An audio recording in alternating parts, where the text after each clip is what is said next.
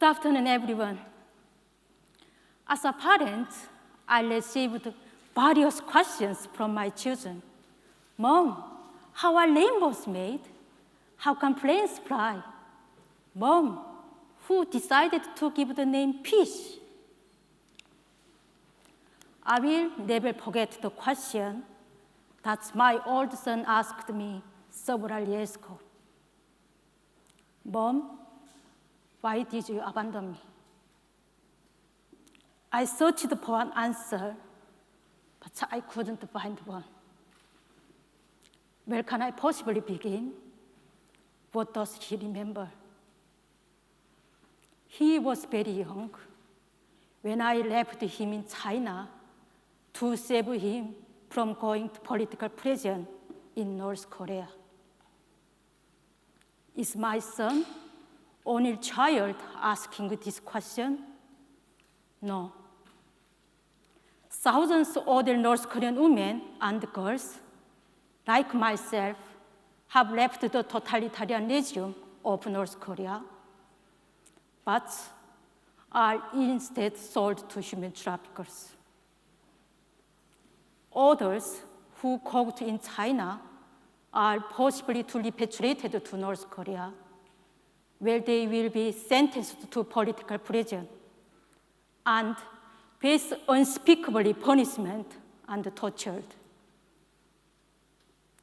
Mothers who caught and are repatriated to North Korea have no choice, but leave their children behind in China to save them going to political prison. We all know that North Korea is a secret big nation with nuclear weapons. But we must realize the egregious human rights violations and the modern-day slavery that continued to happen in this country. I do not know if my story will provide any answers. But today, I respond to voice my son's answer. When I was young, I truly believed that North Korea was the happiest country in the world. I sang the anthem, Nothing to Envy, and we were taught that North Korea only one country where men and women were equal, where women were called flowers. We were taught to view the United States as an enemy. We never knew of the term or concept of human rights. I was learning this propaganda where 3 generations dictators ruled, where people were nothing but bones and skins who fought to find food each day, where people who had different political beliefs were viewed and treated as traitors. I never questioned around me. I never questioned why. In our so-called socialist paradise, people starving to death, including my own uncle. While children were forced hard to labor, but I never questioned the status quo. When my younger brother was dragged to a political prison for his decision and failed to donate funds to the state, we had to run away in order to survive. Because of this, my family was pushed to the brink of starving to death. My father had been his whole life by government, but because he knew that his children's futures more valuable, so he told to us, escape to North Korea. Even that his will, we needed to save my younger brother. In freezing morning, 18th February in 1998, my father's conditions quickly deteriorated to the point he could no longer speak or breathe. But I left him alone in cold room, and I crossed river into China to the point no return. Before I left, I could do only things for my father was leaving a pair of pressed underclothes and a bowl of rice in his near the head. To this day, I continued with a guilty of being a bad doctor. Who doesn't know when her father passed away? I never see him again, and I don't know where he was buried.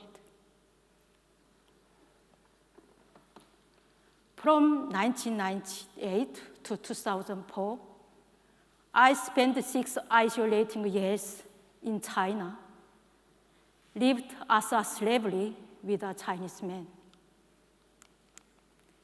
In China, I gave birth to a nameless and stateless son because I was an illegal migrant. The reasons that Chinese Communist Party never accept North Korean refugees in China.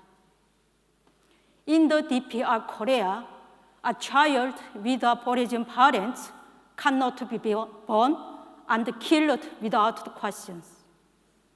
And the Chinese government does not acknowledge the existence of a person who are born in North Korean mother. So child grows up without a name, access to education, or right of movement. Until the 2004, I didn't know much about the labor camp because I was enslaved in China, struggling with my own life. However, I became intimately aware of the horrors camp that year. I was too arrested and repatriated. In April 2004, Chinese intelligence into my house one night because someone reported me. I begged to them. I want to speak my son, but they would not allow me. I didn't say any words to my son. Then they placed the handcuff on my wrist, and I sent to Chinese prison. Although I fled the north due to economic reasons, my crime escaped the country considered political.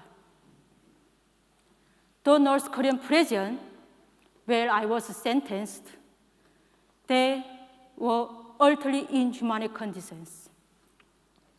The corridors were so filled with people, and there even not any space to stand up. There are 3 rooms, 1.5 by 1.5 meters square, with 40 or 50 people in each room. North Koreans eat what the Chinese used to feed pigs. I was sent to Province Correctional Camp. That was near my house when I lived in for 30 years. Until then, I didn't know existed in such close proximity my home. In there, I was sent to a farm. In there, we were treated like cows or horses. People had to carry heavy of fertilizer and rocks with barefoot. We were forced to perform unbelievably challenging manual labor and crew inhumane conditions. The work began 4:30 a.m. and we slept 11 p.m. The meals lasted only a few minutes. People dying one by one. From early morning until the dark days, and they had to walk with barefoot. It is pure hell. The North Korea is not paved, uneven and full of stones and sharp glass. Even you stepped glass, you must continue to walk through the bleeding. One day I woke up, I would not move because my leg so big, swollen and infection. The guards beat me, accusing me being of lazy. Though overwhelming pain, I had crawled during my work assignment in a corner farm.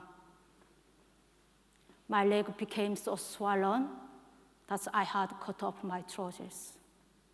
One leg became paralyzed, then turned black. The guard told me that I had amputated my leg. And after, they sent to me local security camp because they wanted to avoid the casualty in the institution. When I tried to aim my leg, I saw blisters, then started bursting. Without treating me, they released me with my uncle's signature. My uncle left me, saying he would never see me again. Clueless, I felt relieved they control, but I had nowhere to go. It was midsummer. My leg quickly rotting, attracting flies and bugs. I was afraid, dying. So I prayed to the sky, God, Buddha, any spirit, please save me. Please see me, my son. My hair became matted, bugs all over my body. No one can't imagine living like this. In this time, I understood. In the DPR Korea is an enormous presence, and people who live in there are condemned to slavery, exploitation, oppression, and persecution. I escaped to North Korea again. In China, I contacted my son, but he didn't answer several times. Once he did, and he said only one word, Mom, and cried. In March 2005, I finally met my son, dressed like a homeless child of the street in China. My heart broke. However, in fact that I met my son again, it made me feel like I had whole world in my arms.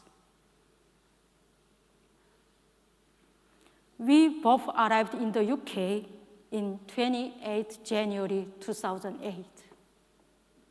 Now he's 20s. My son still remembers painful memory having part of with his mother. But it's learning my status as a woman who defected, as well as true intention at the time. Even today, I shared my story. I am telling my son once again, I am not abandoning you. It is 2022, but these challenges I have described are ongoing in reality. People are shot dead who are trying to escape. People rot in political prison, and women who had children with Chinese men are forced have brutal abortions. We must speak against human rights violations occurring today. Even today, many refugees who are being turned away by governments. We cannot remain silent. The current situations where human traffickers were driving to refugees to prostitution and modern-day forced labor. I am angry at you. Where were you when we were these terrible situations? Why were you not helping to us? It is 2022. Many victims asking us again, where are you? Why are you not listening to our voices?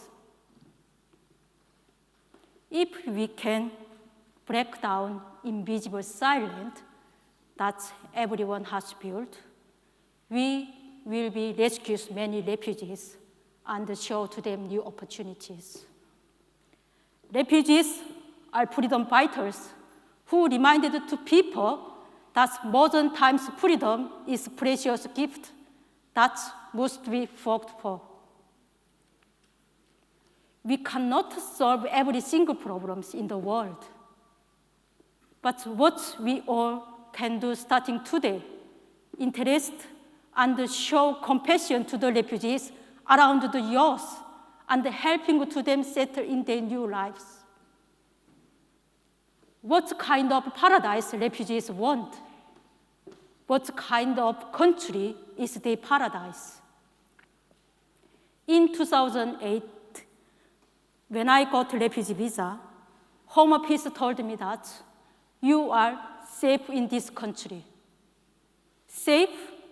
This one word gives me courage, hope, and dreams in nowadays. A few words, encouragement, and open your hands, and a welcoming smile can really go long way in giving refugees strength to settle into new lives in freedom. If you are free man, reach out to people in the dark tunnel. It is not politics. It is simply humanity. And let's not forget that the 21st Holocaust is North Korea. Thank you.